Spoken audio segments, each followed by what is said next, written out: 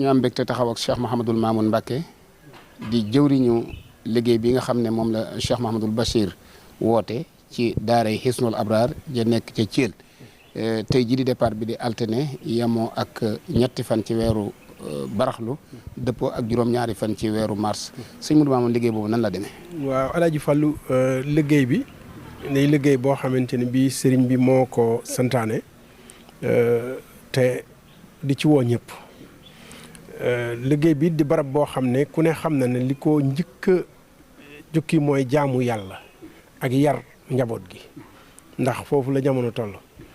muy barab boo xam ne bi mu ko toppatoo jaar ko fi mu ko war a jaar ba nga xam ne bu doonub sénégalais képp te du sëriñ bi yoon may ko mu war caa jot mu jaar ca ba jot ci ñu ci leeral ne it jëlun suufu kenn suuf la soo xam ne newul woon ci moomeelu kenn ki ko sañ a joxe di gouvernement jox ko teg ko ci kayit yu leer nañ loolu it mu di ci sant yàlla di ci santit fi mu jaar fépp ak ñi ci liggéey ak moom waaye bi loolu noppee Alaaji Fallu muy barab boo xam ne nag defe naa sëriñ bee ko jox tur wi yow xam nga tur wi waaw muy Taysirul Asir muy barab boo xam ne bi ko sëriñ bi wutee ba noppi fas fa yéene jaamu yàlla ànd kook taalibe yi mu sant ko nag cheikh si it ñoom ñëpp kenn ku nekk mobilisé pour ñëw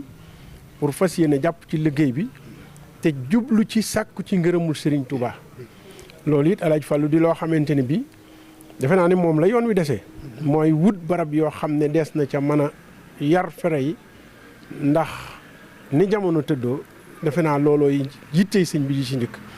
bi mu amee taxawaay bi ci war xarit yi bokk yi wëllëre yi seex si kenn ku nekk mobilisé nga sa kattan ndax moom dafa di koo xam ne nit ñi sawaroon nañ ci déggoon ko ci lu mel nii ba kenn ku ne feeñal ca sa yéene defe naa ne yaa ngi koy wax sax muy loo xamante ni bii lu am solo la kon noo ngi ciy sant yàlla ci bim nu ci cëralee ne jëwriñam la mu jiital nu ci ngir nu ànd kook yéen waaye nag liggéey bi yéen la nun danoo ne ci seen kanam ne ci seen gannaaw rek di xool waaye li ci rafet lépp yéen a te it gis naa si ni taxawaay muy loo xamante ni bii lu sëriñ bi rafetlu la maag ñi ma ko àndal ñëpp nag muy mbooleem njaboot gi nga xam ne ñoom lañ ko bokkal te ñoom ñu jiitu ji ne ca tool ya waaw kon defe naa loolu daal mën nañ ko cee jote leeral ab gor la boo xamante ne bii dañuy dindi lu ëkk yi kilomètre carré bi toll na ci 9 kilomètres carré yoo xamante ne bii sëriñ bi sax dafay yërëm nu rek moo tax mu ne bëggul ñu dindi lépp nee na nañ dindi genn wàll gi waaye bu bëggoon ñu dindi lépp ñu dindi lépp ndax mbooloo ma fa dem bari na ndax defe naa ne lu plus de 2000 et quelques personnes danañ fa war a nekk finalement nii waaw jéem nañu nit ci wàllu matuwaay muy kër docteur muy wàllu matériel muy wàllu dund muy wàllu lépp loo xam ne doomu aadama dana ko soxlawoo nun ci farlu taalibe yi ak sëriñ bi ci boppam fexe nañ ba loolu lépp nekk fa waaw bu soobee yàlla mënta doonub